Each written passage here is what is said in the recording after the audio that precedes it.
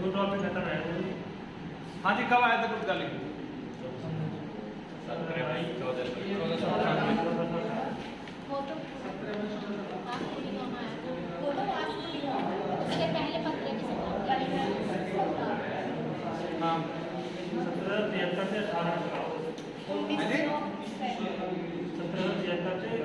1998 तक। 1773 से वो तो ईस्ट इंडिया कंपनी बोल लिएगा तुमने, वो चार्टर एक्ट है भाई साहब 1773, वो चार्टर है 1773 से। देखो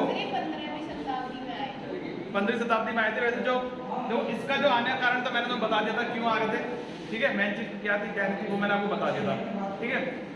देखो जब वास्को डी गामा आया था उससे पहले कौन आ चुका था? देखो सीधा वास्को डी गामा तो आया नहीं है पहली बार, जो रास्ता दिखाया है भारत तक का वो वास्को डी गामा सीधा तो आया नहीं था। कोलंबस के बारे में बताया मैंने तुम्हें कल, ठीक है। वास्को डी गामा के बारे में बताया। वास्को डी गामा से पहले 1487 में कौन आया था? 1487 में देखो एक हुआ है राजकुमार हेनरी, पुर्तगाली नाविक है राजकुमार हेनरी। ये कौन है? राजकुमार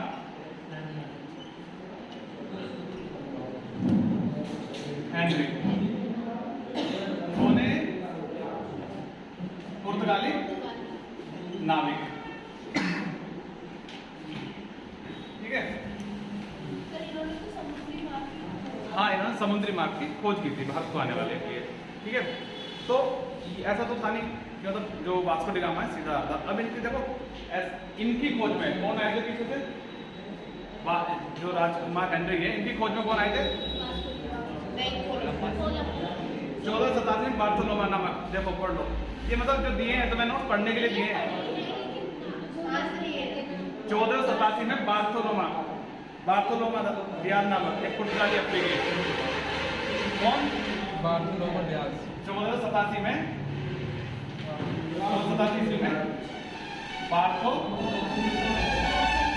बार्थोलोमा है ना, लोमियो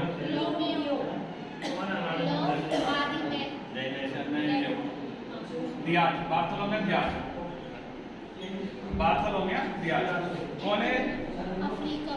पुर्तगाली अफ्रीका, ठीक है। एक ही पुर्तगाली कहाँ तक पहुंचा? अफ्रीका के सिरे तक पहुंच चुका था, अफ्रीका के दक्षिणी सिरे तक, जहाँ पर क्या पड़ता है, कौन सा स्थान पड़ता है? केप ऑफ गुड होप, ठीक है। ये यहाँ तक पहुंच चुका था। कहाँ तक पहुंच गया था ये? दक्षिण अफ्रीका के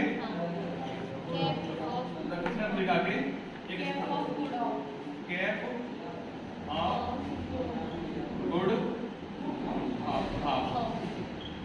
स्थान तक पहुंच गया था, ठीक है। ये भारत नहीं आया था बार्थोलोमा डियाज। कौन? बार्थोलोमा डियाज। तो अभी ये यहाँ तक आया, इसने रास्ता देख लिया है। अभी ये समुद्री जो रास्ता है यहाँ से आगे का भारत आने का, ठीक है। इसे भी नहीं पता कि हाँ इस रास्ते पर आगे भारत पड़ने वाला है। इसे इतना पता है कि हाँ यहाँ तक दक्षिण अफ्रीका है और उधर कहीं आगे एक स्थान है, कोई भारत मिल सकता है, लेकिन पक्का इसे भी नहीं पता है, ठीक है। अब ये क्या है? 1487 में आया, 1488 में लिस्बन लौट गया। स्थान लिस्बन लौट गया, राजधानी है पुर्तगाल की राजधानी, ठीक है, लिस्बन। ये वापस लौट गया। अब जब वापस लौटा, दो एक सिंपल सी बात है, जब तुम लोग कहीं घूम के आओगे कहीं बाहर घूम के आओगे तो तुम जब वापस पहुंचोगे जहाँ से गए थे तो तुम वहाँ के बारे में बहुत सारी चीज़ें बताओगे। वहाँ ऐसा है, ये है, वहाँ के पास ऐसा पड़ता है, बहुत सारी चीज़ें। सपोज कि तुम में से कोई ज़्यादा बड़ा नहीं, अगर किसी हिल एरिया में चले गए घूमने तो वहाँ की बहुत तारीफ करोगे, जाके बताओगे ना वहाँ ऐसे ऐसे पहाड़ हैं, नदियाँ आ रही हैं, तो फिर बताओगे हाँ, जैसे तुम वहाँ से आएगा रास्ता आएगा जो स्थान है उसके बारे में बताओगे, हाँ वहाँ से आगे ये पड़ता है। लेकिन देखा तुमने भी नहीं है, लेकिन बता रहे हो बहुत ज़्यादा एग्जैगरेट करके, बड़ा चढ़ा के बता रहे हो कि हाँ वहाँ से आएगा स्थान ऐसा है, वहाँ ये सारी चीज़ें देखने को मिलती हैं, ये सारी चीज़ें बताइए। उसी हिसाब से कौन जो बार्थोलोमा डियाज है ये बता रहा है कि भाई साहब ऐसा है, उधर तो मसाल। देखो यहाँ से जो रास्ता है, ये वाला, ये समुद्री से रास्ता है, अरब सागर वाला, ये हिंद महासागर वाला रास्ता, इसे पहले से यूज करते आए कौन? अरबी जो थे, इसलिए व्यापार के लिए, ठीक है, पहले से यूज करते आए थे वो लोग इसे। तो जो मसाले वसाले लेके जाते थे वो इधर से होते हुए जाते, तो मसाले ना यहाँ मिल चुके थे देखने को। अब मेन चीज ये थी मसाले आ कहाँ से रहे, जो मसाले आ रहे हैं वो आ कहाँ से रहे। यहाँ पे भी ना जब कहाँ से निकले, पुर्तगाली अपने देश से निकले, उन्हें पता चला कि क्यों निकले, किसी खोज में, मसाले की खोज में, ठीक है, व्यापार करना है इन्हें। लेकिन इन्हें वो स्थान नहीं मिल रहा है, कहाँ से आ रहे हैं, ये उसकी जड़ तक जाना चाह रहे हैं। तब 1498 में 10 वर्ष के बाद, इसके 10 वर्ष के बाद, एक बार 1498 में वास्को दा गामा, ठीक है, हाँ वास्को डी गामा या दा गामा कुछ, वास्को दा गामा 1498 में जब पहुंचा भारत। अब इतना हमें पता है कि हाँ भाई साहब 10 वर्ष बाद ये वास्को दा गामा भारत पहुंच गया है। लेकिन इसके बीच की जो कहानी है, इसके बीच की जो कहानी है, इसके बीच में क्या चल रहा है कि सिंपल सी ये तो है नहीं वास्को डी गामा अकेला उठा वहां से, अकेला उठ के चल दिया भारत की ओर, ऐसा तो था नहीं बिल्कुल भी। पहले जो लिस्बन गया, लिस्बन से ये बार्थोलोमा दियाज से मिला, पूरी इसमें लिखा हुआ है, मैंने पूरा, देखो मैं आपको टॉपिक बाई टॉपिक यहाँ समझा रहा हूँ, मैंने पहले ही कहा है, लाइन टू लाइन आपके नोट्स में लिख के दे रखी है मैंने पहले से ही, लाइन टू लाइन लिखी हुई है, उसमें हर चीज लिखी हुई है, ठीक है। तो यहाँ मैंने इसमें दिखाया भी है, 12 सैनिक लेके लिखा हुआ है, 1200 सैनिक और 13 जहाजों का एक बेड़ा लेकर निकल चुका था वहां से घूमता हुआ, क्योंकि इसे पता था तो समुद्र में है ना, जब आपको पहली बात आज जैसे जहाज नहीं है कि जिधर चाहे उधर मोड़ लिया, पहली बात तो ये ध्यान रखो, आज जैसे जहाज नहीं थे उस टाइम कि जिधर चाहे हैंडल से उधर मोड़ लिया। समुद्र की लहरें उठती हैं तो लहरें उठने के दौरान उनकी दिशा बदल जाती थी, कई कई साल लग जाते थे पहुंचने में किसी स्थान पर, कई सालें, बहुत साल लगती थी एक स्थान पहुंचने के लिए। ऐसा नहीं मतलब कि 10 दिन पहुंच के 15 दिन में या 1 महीने या 2 महीने में, एक 2-3 साल लग जाएंगे, है जी। लेके चलते थे तो ना वो हिसाब से अपने भाई साहब इतना वो लेके चलते थे खाने पीने के हिसाब से अपना, उन्हें मतलब 1-2 साल का हिसाब से रखते थे हमेशा वो, और आसपास में कहीं ना कहीं किसी टापू पहुंच जाते थे, घूमते घामते वहां जाके पता करते थे भाई कहाँ आगे। वही कोलंबस वाला हाल, कोलंबस निकला जहाज से, उसे पता नहीं कहाँ पहुंचा, उसे लगा कि जिस देश की उसने खोज कर दी कौन सा है, भारत है।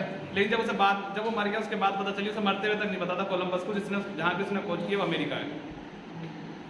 कोलंबस को मरते हुए तक नहीं पता था ये चीज कि जिस देश की उसने खोज की है वो अमेरिका है, उसे यही लगता था उसने भारत की खोज कर दी।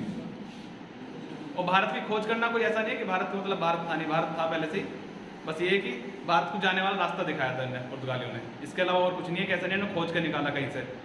भारत था, भारत बहुत पुरानी सभ्यता है, सिंधु घाटी सभ्यता चला आ रहा है, विश्व में बहुत पुरानी सभ्यताओं से मिला हुआ है भारत, ठीक है। इसमें नेक्स्ट है पुर्तगाली और जमहूरी, ठीक है, इतना हमें पता चल गया कब पहुंच गए, 1498 को, 17 मई 1498 को। कब पहुंचा वास्को डी गामा, कहाँ पे पहुंचा, कालीकट का शासक कौन था, जमहूरी, ठीक है। अभी इतना समझना, आगे क्या देखो, अभी मैंने एक चीज बताई थी कल तुम्हें, देखो 1498 में जब यहाँ पहुंच चुका था, उसके बाद ये ऐसा नहीं यहाँ पर रुक गया है, रुका नहीं था, 3-4 महीने रुका, उसके बाद वापस लौट गया था, ठीक है। कुछ टाइम रुका, यहाँ की संस्कृति जानी, उसके बारे में, सबके बारे में जाना, ठीक है। जमोरिन था जो यहाँ का शासक है, तो जमोरिन है ना एक उपाधि है उसकी, वास्तविक नाम नहीं है जमोरिन, ठीक है। वास्तविक नाम के बारे में पता भी नहीं है इतिहासकारों को भी, क्योंकि किसी किताब में उल्लेख नहीं मिलता उसका, किसी किताब में उसमें उसके बारे में है नहीं है, ठीक है। लेकिन ये जो मेन चीज़ है वो मैंने बता दी है। दूसरा क्या जो एक चीज़ और ध्यान रखना, केरल का शासक, केरल में पड़ता है कालीकट, वहाँ का शासक है कौन, जमोरिन। जमोरिन है हिंदू शासक, जमोरिन कौन है, हिंदू शासक। लेकिन जो वहाँ पे सेना है उसके पास पूरी, वो मुस्लिमों की सेना है पूरी, उसकी सेना में कौन है, मुस्लिम है। और इस चीज़ का विरोध अभी मैं आगे आपको बताऊंगा, अभी इस चीज़ का विरोध कौन करते हैं, पुर्तगाली करते हैं बहुत ज़्यादा, कि आपकी जो सेना में मुस्लिम है उन्हें हटा दो, मुस्लिमों को अलग निकाल दो। देखो अंग्रेज रहे, पुर्तगाली रहे, जो भी, इनकी एक नीति थी डिवाइड एंड रूल, तो इन्हें पता था कि तो हिंदू और मुस्लिम एकता बनी रही तो इन पर शासन करना आसान नहीं है, इन पर शासन करना आसान नहीं है, ये चीज़ें क्लियर पता थी। और दूसरा ये कि देखो ये चीज़ पहले से ये बात कहते रहे कि हम व्यापार करने आ रहे हैं, लेकिन इनका छुपा हुआ जो मंतव्य था, जो छुपी हुई इच्छा थी, क्या थी? ईसाई धर्म का प्रचार करना है। ठीक है, और ईसाई धर्म का प्रचार तो लास्ट तक मिलेगा। अभी हम जब ईस्ट इंडिया कंपनी देखेंगे ना, वहाँ से तो लीगली हो जाएगा, वो लीगली हो जाएगा कि हाँ आप कानूनी रूप से ईसाई धर्म का प्रचार कर सकते हो। ठीक है, कानूनी रूप से ईसाई धर्म का प्रचार कर सकते हो। ये चीज़ कहाँ से हो जाएगी? ईस्ट इंडिया कंपनी के बाद चार्टर एक्ट आएगा एक, उससे। ठीक है, नेक्स्ट ये पूरा रख रहा हूँ।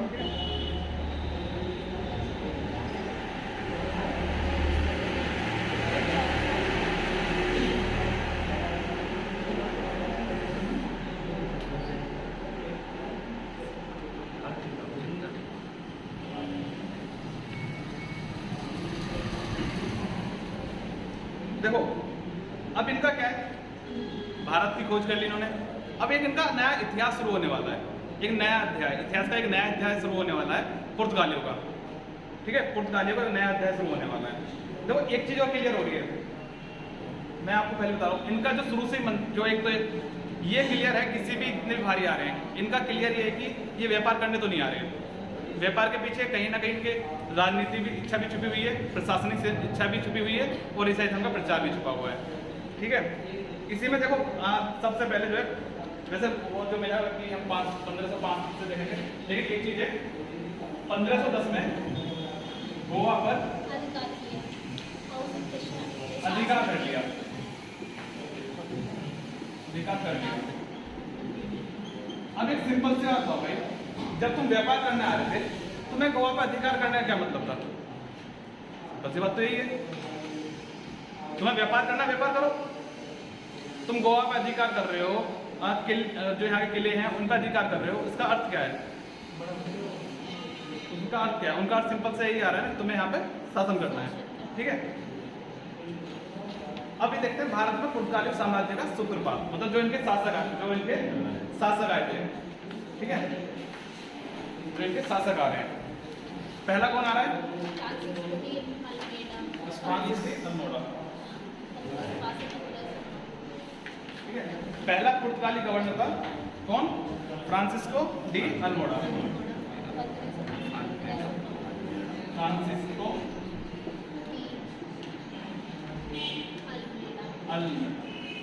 अल्मोड़ा 1505 से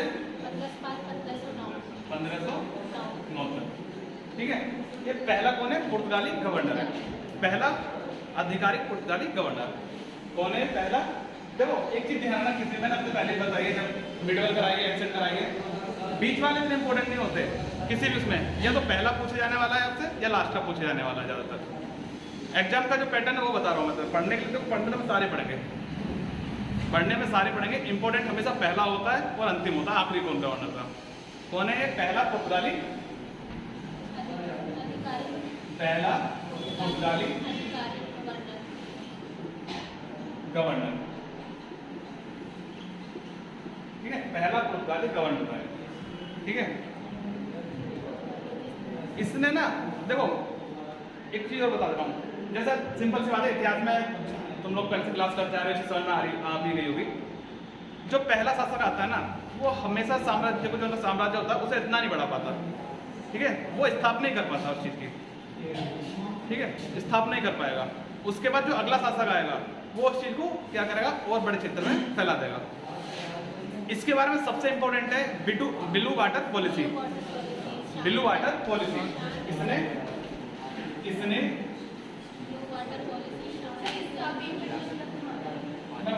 ब्लू वाटर पॉलिसी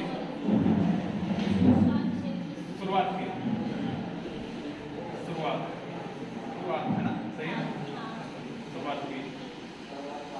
इसका अर्थ क्या है? ब्लू वाटर पॉलिसी जल की शांत नीति, जल पे एकाधिकार।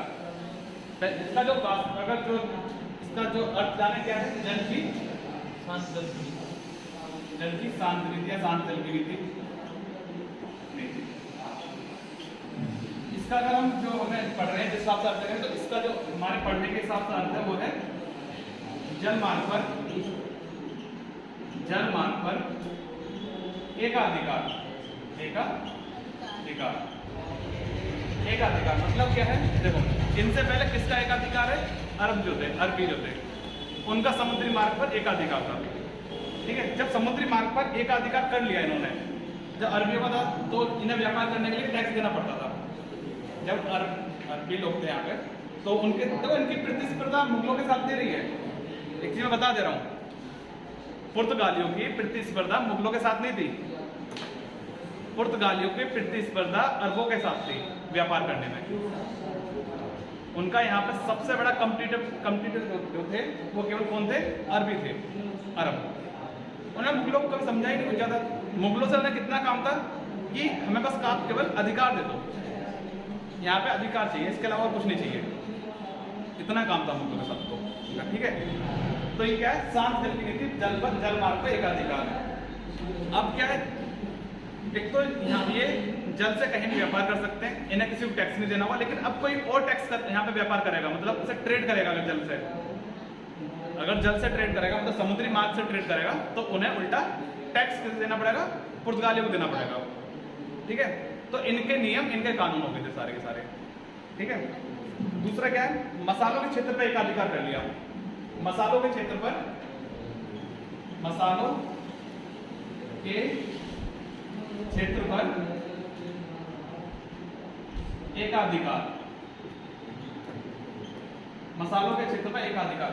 मैंने तो कल भी बताया थी बात, जितने मसाले भारत में खाए जाते हैं ना, पूरी दुनिया में इतने मसाले नहीं खाए जाते जितने मसाले भारत में खाए जाते हैं।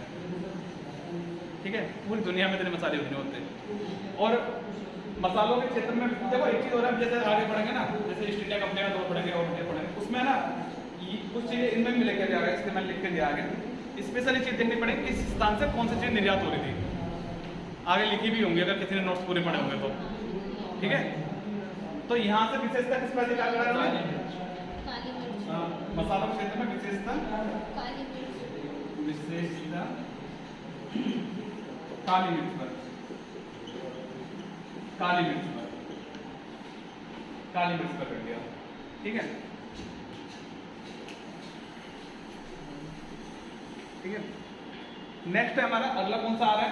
अगला शासक कौन सा है? Alfonso de Albuquerque. ये इंपॉर्टेंट है, ये इंपॉर्टेंट है, पहले बता दे रहा हूँ।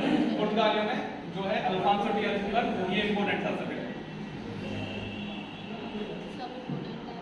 ना। इंपॉर्टेंट तो सारी है, लेकिन ऐसा है ना कि जो अल्फांसो डी अल्बुकर्क है, अल्फांसो डी अल्बुकर्क,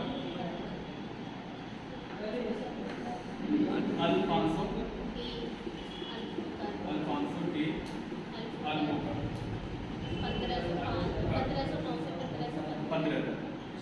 1509 से 1515 तक। देखो पहला तो इसके बारे में क्या है, एक सबसे इम्पोर्टेंट, इसने जो पुर्तगालियों का साम्राज्य जिसे वास्तविक संस्थापक कहा जाता है, पुर्तगालियों का वास्तविक संस्थापक, पुर्तगालियों का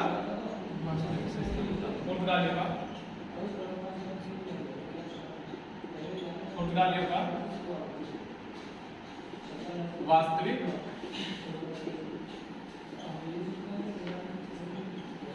संस्थापक। ठीक है, देखो क्वेश्चन क्या बनता है, क्वेश्चन क्या बनेगा, पुर्तगालियों का प्रथम गवर्नर कौन था? पुर्तगालियों का प्रथम गवर्नर कौन था, या पुर्तगालियों का संस्थापक कौन था? जो दो क्वेश्चन इंपोर्टेंट है। पुर्तगालियों संस्थापक कौन है? अगर पुर्तगालियों जो उनका पहला पुर्तगालियों अगर हम भारत में देखें कौन है? Francisco de Almeida. बात आई अगर वास्तविक संस्थापक कौन था? Alfonso de Almeida. वास्तविक संस्थापक में ये आता है सब जानना। ठीक है, वही है जब संस्थापक है, वास्तविक संस्थापक है, साम्राज्य कौन सी नीति स्टार्ट की थी? साम्राज्यवाद की नीति, साम्राज्यवाद नीति, साम्राज्य का विस्तार करना। इतना समझ ही गए बोले टर्म को बार बार जब इतनी यूज हुई है, मिडवल में इतनी यूज हो चुकी है। हाँ ठीक है, नेक्स्ट है क्या? 1510 में बीजापुर को, ठीक है, 1510 में बीजापुर के सुल्तान से गोवा छीना। यही है ना? गोवा छीना, ठीक है ठीक है। बीजापुर का जो सुल्तान था वो ना, यहाँ का जो सुल्तान था इस टाइम इस्माइल आदिल शाह। बीजापुर का सुल्तान का इस टाइम कौन था? इस्माइल आदिल शाह, ठीक है। यहाँ से क्या क्वेश्चन बनेगा कि जिस समय अल्फांसो डी अल्बुकर्क ने बीजापुर से गोवा छीना था, वहाँ का सुल्तान कौन था? मतलब इस तरह से क्वेश्चन बनेगा यहाँ से, या गोवा किस सुल्तान से छीना, ठीक है, ये क्वेश्चन बनेगा यहाँ से, ठीक है। गोवा इंपॉर्टेंट क्यों है? गोवा इंपॉर्टेंट क्यों था? ये है पहली बात तो देखो, कुछ तो क्या है मानव निर्मित बंदरगाह होंगे, कुछ होंगे प्राकृतिक बंदरगाह, ठीक है, जहाँ पे आपको कोई मेहनत नहीं करनी, वो पहले से ही बना हुआ है, बस उसे यूज करना है, देखो गोवा इंपॉर्टेंट रहा है, ठीक है। और इस चीज से एक चीज क्लियर हुई थी यहाँ से, जब 1510 में इन्होंने गोवा प्राप्त किया, तो इनका जो मंतव्य है, जो इनकी इच्छा है, व्यापार करना तो नहीं है, ये बात नहीं क्लियर हो चुकी है। 1510 में ये बात क्लियर हो गई थी बिल्कुल कि ये लोग व्यापार करने नहीं आए थे, लेकिन कहीं ना कहीं जो हमारे यहाँ के शासक थे उस टाइम के, वो इस बात को नहीं समझ पा रहे थे, वो कुछ समझ भी रहे थे तो वो एक साथ खड़े होने के लिए तैयार नहीं थे, कतई भी इस बात के लिए कि हाँ एक साथ खड़े होकर युद्ध कर लें या एक साथ खड़े होकर विरोध करें इस चीज़ का, क्यों ऐसा कर रहे हैं, ठीक है। देखो मैंने पहले ही बताया इनका क्या है, ये एक के साथ खड़े होते थे, दूसरे के साथ युद्ध कराते थे, एक की सपोर्ट में लेकर दूसरे को हरवा देना, फिर जिसके सपोर्ट में खड़े हैं बाद में उसे भी हरा देते थे, ये लोगों की नीति रही है, ठीक है। इसने कहा देखो आप, एक सिंपल सी बात है, ये यहाँ का तो था नहीं, यहाँ का था नहीं, अब अगर इसे यहाँ के लोगों के साथ रहना है, और यहाँ पे शासन करना है लंबे समय तक, तो इसने क्या कहा कि यहाँ की जो महिलाएं हैं उनसे विवाह करो, भारतीय महिलाओं के साथ, इन्हें अपने जो अधिकारी थे उनसे बोल दिया भारतीय महिलाओं के साथ आप क्या करना है, यहाँ की महिलाओं से विवाह करो। इसने ये कहा था, इसने अपने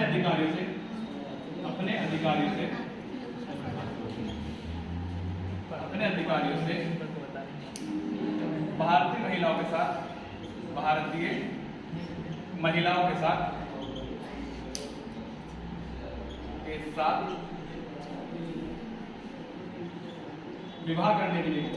विवाह करने के लिए बोला।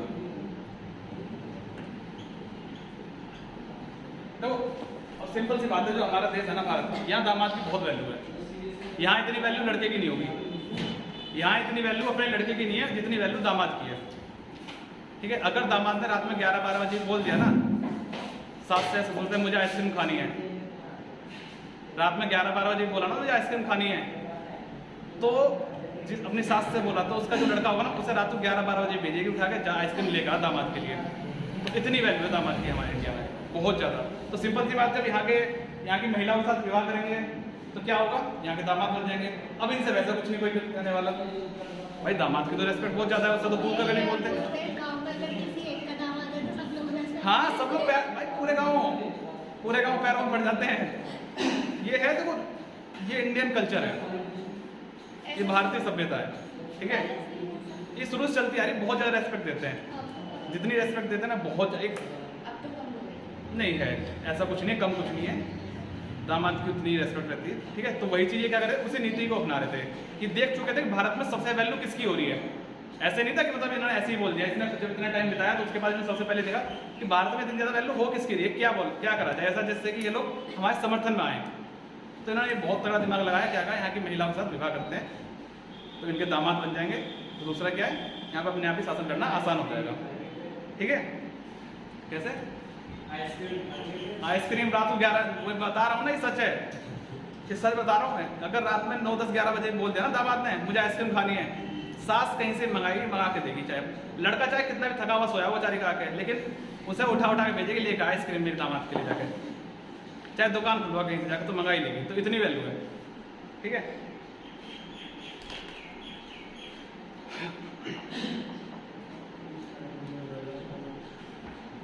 एक चीज और है, इनसे पहले हमने नौसेना देखी थी भारत में, ठीक है। तो पुर्तगाली होते, पुर्तगाली पुर्तगाली भारत में नौसेना के रूप में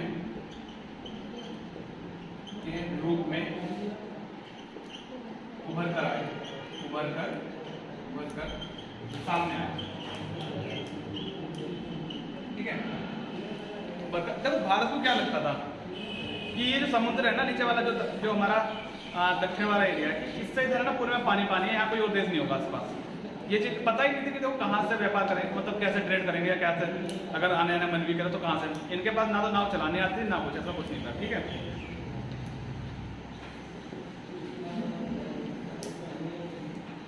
ठीक है। दूसरा क्या है इसका लाभ है, इसने तो ये जो नौसेना थी भारतीयों को भर्ती किया, भारतीयों को भी भर्ती किया। तो इसके बारे में मैंने जितना इम्पोर्टेंट था उतना इम्पोर्टेंट सारी चीज लिखवा दी है, सारी चीज लिखवाई इसके बारे में। इससे है ना तो पढ़ने के लिए ना, पढ़ने में बहुत, मैं बता रहा हूँ पढ़ने के लिए आप कहीं से पढ़ सकते हो, पढ़ाने के लिए बहुत खड़े हैं, पढ़ाने के लिए बहुत खड़े हैं। मेन चीज ये कि कौन कितने अच्छे से किसी से एक्सप्लेन कर पा रहा है। ठीक है, पढ़ने के लिए आपके भाई कहीं ना कहीं से किताब है, किताब में से ज़्यादा है, किताब में तो इससे ज़्यादा है। लेकिन मेन चीज़ क्या इतना टाइम है किसी के पास जो फालतू में किताबों में लगे रहना है। और सिंपल सी बात, जब इतना कुछ आपको क्लियर मिल रहा है, क्रीम मिल रही है, क्यों फालतू में क्रीम छाटने में बैठना है। ठीक है, अगला शासक है कौन है? नैनुद्दीन कुन्ना।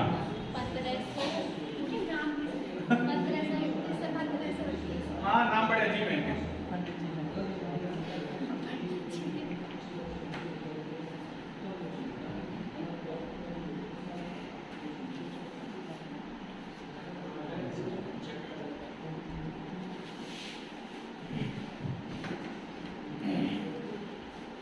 अगला शासक कौन सा है? नैनुद्दीन कुन्हा।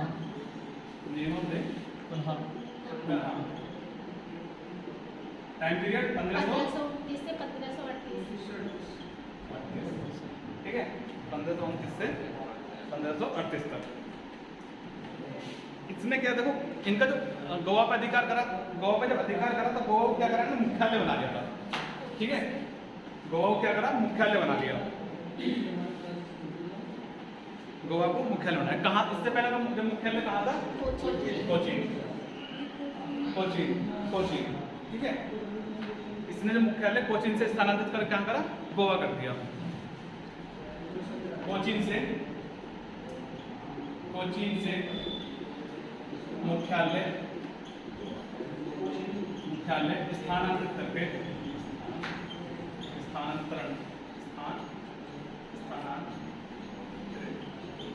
करके गोवा किया। ठीक है, गोवा किया। कहाँ किया? गोवा करा। तो बाद में क्या करा, गोवा को क्या करा इन्होंने, राजधानी बना दिया। राजधानी बना दिया किससे? गोवा को। पुर्तगाल की राजधानी कौन सी होगी?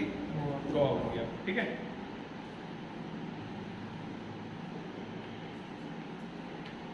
इसके टाइम पे क्या है, देखो हमें ना 1 to 1 लाइन नहीं पढ़ना है, पहली बात तो है।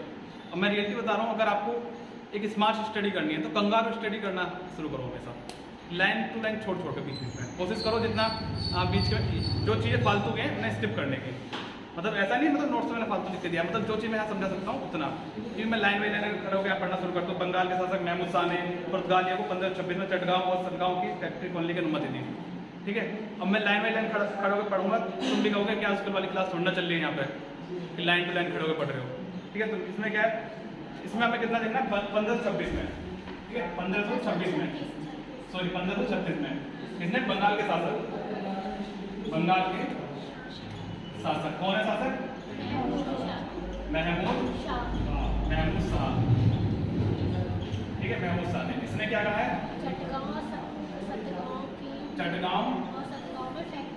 चटगांव है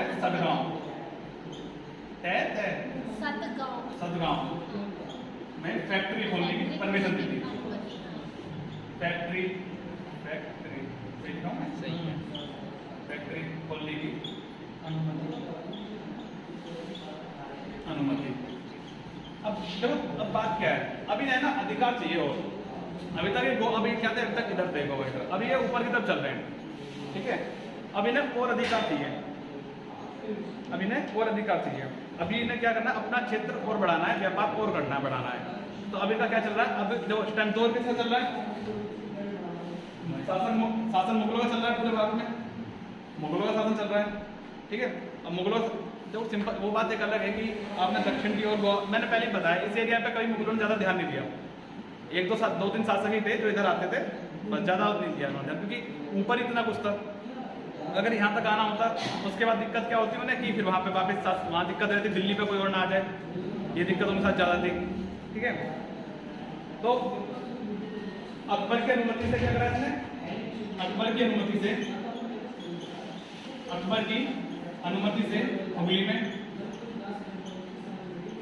हुगली में कारखाने खोले। हुगली में, और शाहजहां की अनुमति से, शाहजहां ना, शाहजहां के फरमान से शाहजहां की अनुमति से बुंदेल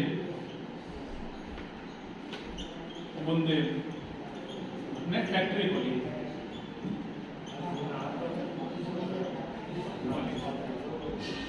ठीक है। तो अब इन्होंने कहा था, पहली बात तो चटगांव फैक्ट्री कब खोली थी, 1536 में। किस शासक से परमिशन ली इन्होंने, महमूद शाह से परमिशन ली, ठीक है। अकबर की अनुमति से कहाँ खोली, हुगली में। शाहजहां की अनुमति से कहाँ खोली, बुंदेल में, ठीक है। इसमें जो मैं जो लाइन टू लाइन में कर दे रहा हूँ अंडरलाइन, तो आपके पास जो नोट्स है उनमें कच्ची पेंसिल यूज कर सकते हो, उससे पता, हाँ, तो इससे पता रहे कि ऐसा नहीं कि पता नहीं जैसे मिले वैसे ही रखें आज तक है, ठीक है।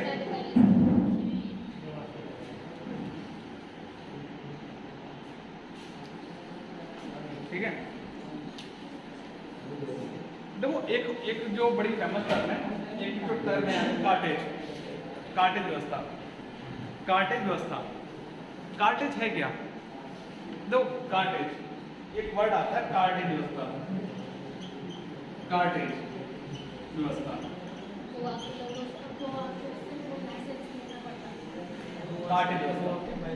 देखो एक क्या है, ये एक तरह का लाइसेंस है,